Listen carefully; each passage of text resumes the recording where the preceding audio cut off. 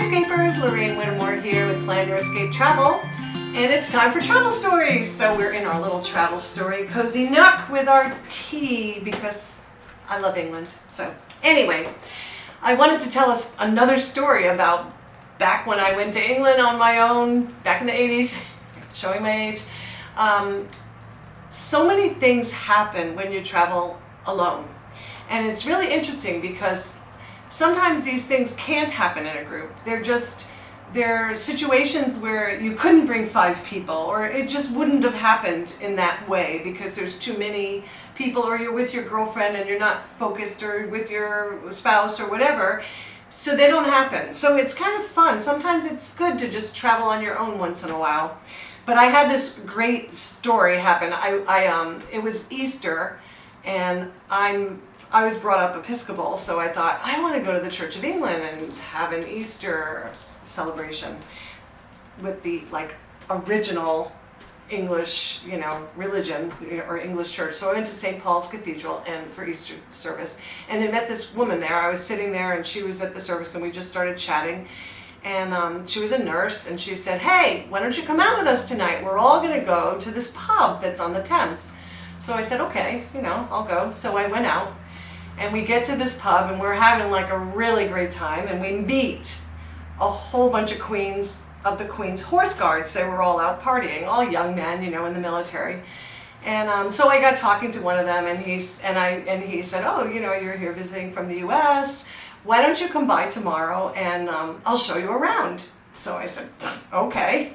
So the next day, he said, "When you get there, you know how the horse guards are sitting on the horses, but they're allowed to talk quietly, but they really aren't supposed to really make contact with you."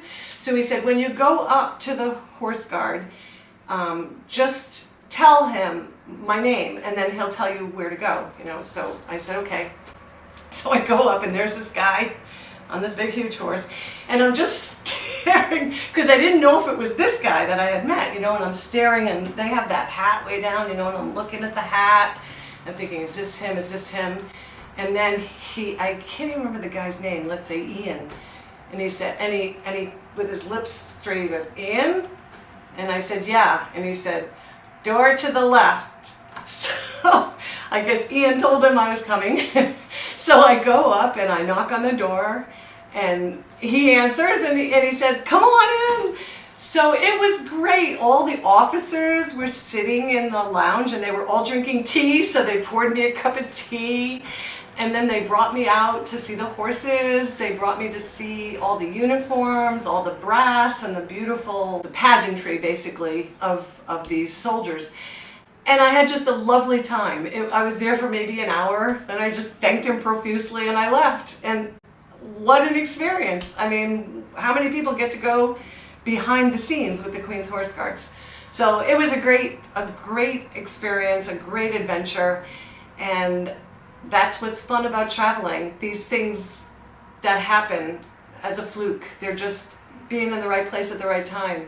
And if you don't travel and you don't get out there and experience, you would never have this happen to you. So thank you for listening. Can't wait to hear some of your stories, and that's story time for today.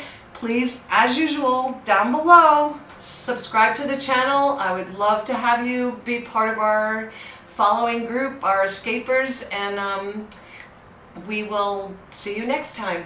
Thanks so much.